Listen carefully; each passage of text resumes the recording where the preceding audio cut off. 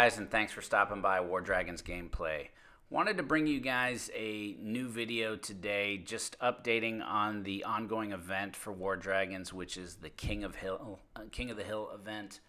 And there's a lot of confusion over how you should go about this event and what you actually do. So definitely want to get this video out here to try to help folks and get a better understanding of how you can optimize things both from an individual level and a team level in the event. So if you go into your armory that's to the left of your base there, you'll see the 4 different tabs. The first being the armory, which contains all the chests that you can either buy for gems or that you get dropped to you. Now you would have got drops as you were attacking monuments yesterday during the treasure hunt day, which did end last night. Even after the event ended, there still was some treasure chests being dropped for a while. I noticed in attacks, but as of this morning, that seems to have let up some. You will still get treasure chests randomly awarded to you when you're doing your battle attacks. So definitely take advantage of those. A little tip here is I would suggest on your chest waiting till you have 10 at a time and open 10 at once.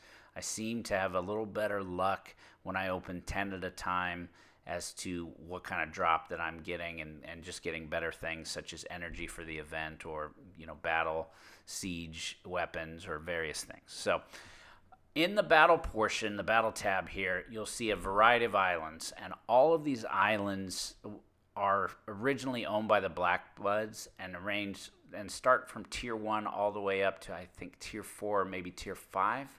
So if we click on one here, this Fort Cinderhold, that it'll show you how much wall hit points are left. So there's 9,352 wall hit points, and there'll be a variety of bases in there. When they're Black Bloods bases, they're all going to be pretty consistent on the level, maybe vary a couple levels, not going to be very different.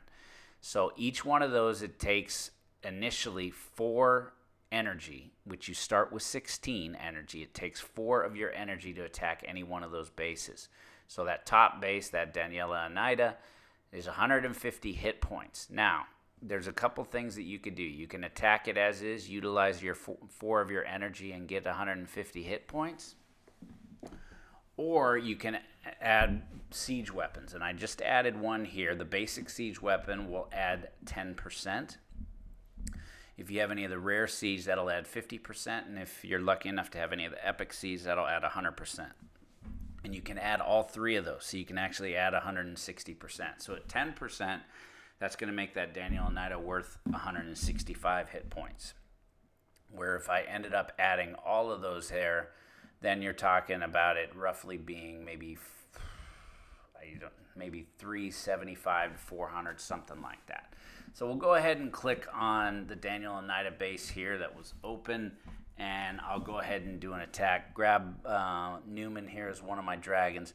Should be relatively easy to clear this base with just one dragon, given the dragon levels that I have. So we'll go ahead and go through that attack and kind of show how this works, and so you can see afterwards how the wall hit points are adjusted. So feel free to invite team members if you think it's needed. Definitely, I always encourage taking advantage of team members to help you wherever needed. So getting the mage towers here down, that's important so I can start firing off my Death Gaze. I'm still going to be going after as many monuments as I can. I haven't, as I mentioned, I'm not seeing as many of the treasure chest drops anymore, or any as of this morning. But you still take advantage of shooting as many structures as you can to get those additional boosts, as that will help you for whether it be 30% attacks, heal potions, tower attacks, or anything else. So moving ahead here, just kind of get through this attack here as quickly as we possibly can. And I think overall this event has some promise here. Definitely, I think you'll start to see opportunities to really move up your individual points as other islands are taken over for other players, and I'll show you why that is in a minute. But as the base attack here ends, what'll happen is it'll bring you back to your section of the battle map, if you will, and it'll show you what you've been able to actually achieve. So it might take a minute here to load. There we go. And it was 9185, if you recall, and now it just dropped 165 out of that wall HP. So now we're down to 9,020. I did get a runes chest from that attack, so that's nice. So we've got a good amount of, and it'll show what your actual, how much wall HP you've destroyed as an individual. Now, once you've attacked this one of these bases, it may take a minute to register or a couple minutes to register. That first attack costs 4 energy. But afterwards, any subsequent attacks on that cost less energy, at least initially. So it starts as 4, then it drops to 1. And you can hit 1 and use 1 energy to get the same amount of hit points without having to drop any dragons. So you can take advantage of doing that. So I'll click on one of these here, and as you see, I get another 167 wall HP. Didn't get any chests awarded out of that. And you can keep going. The first one, after you do that initial 4 energy, costs 1 energy, then 2 energy, then 3 energy, and then it goes up to 5. And I haven't been hitting anything once it gets past the 3, because once it gets to 5, it's, for me, cheaper just to go after another base, and then I can get 1 and 2 and 3 again. So that's been the way that I have been approaching it. And obviously using the siege weapons wherever you feel. If you have enough of them and a lot of them, use them as much as you can. But I wouldn't use them all at the beginning of the event. You might want to save some for what you could actually see once some islands get owned. And I'll walk I'll walk through that now as to what that means. So we'll look at Fort Cotherhold here, which we took ownership of pretty early in the event.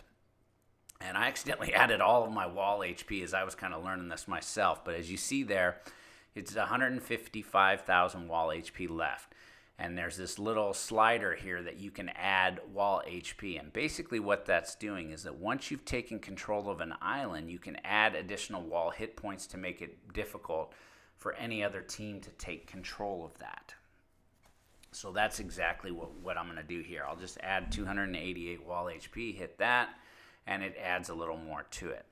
The other piece to notice, and this is how it affects your team ranking, is up at the top there it shows Fort Cotherhold Tier 3, 4.7 thousand VP per hour, which is victory points per hour.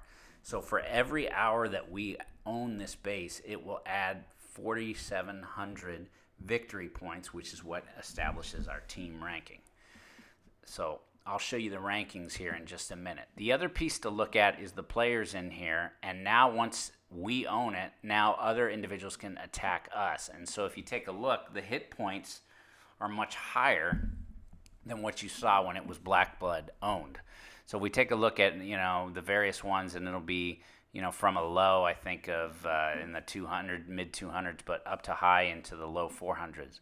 Take a look at Bevelicious as an example. He's 400 HP, and that is already with the basic siege weapon boost, even though you can't attack yourself or your own teammates.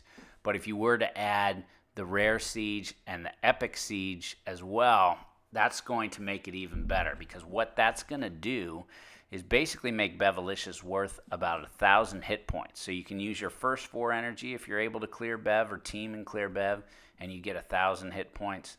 Then you can go ahead and use the 1 energy again at another 1,000, and then the 2, the 3, and maybe even the 5 is worthwhile, to where then you've all of a sudden hit Bev 5 times, only had to use 1 dragon, and you've been able to get 5,000 hit points out of it. And that's the type of thing that can really move you up on the individual contributions that you're able to get. So I would strongly encourage that when there are islands taken over, you look at which ones you could attack. Even if it's not to win, but you're trying to get to another tier, you've got to strike the balance between getting some of those individual rewards you can, but also as a team working so that you can own and control as many islands as possible. And that'll be very successful, I think, for maximizing what you're able to do in the event. So now, again, there's going to be a lot of islands. Certainly in our league where we're at, I don't think all these islands are going to end up being owned. But if you actually kind of go through and we'll look at the team rankings here, and sometimes there's a glitch on these, so you got to click the right arrow or the left arrow and then back to get it. So now you'll see we're up to almost 67,000 victory points, and our next closest competitor is White Roses at 5,400. So we have a pretty commanding early lead, and I think we're gonna probably have pretty much a landslide win on this event as well. So it's going well. I think initially, definitely going to be a fun event. There's some great prizes that you can get, including the Divine Dragon. So I would strongly encourage everyone to push hard and see what you can do and play. If you have any questions, feel free to email me in-game at BRI49ER80, or you can also leave comments here, and I'll get back to you as quickly as I can. Make sure to like, comment, subscribe, and enjoy the event.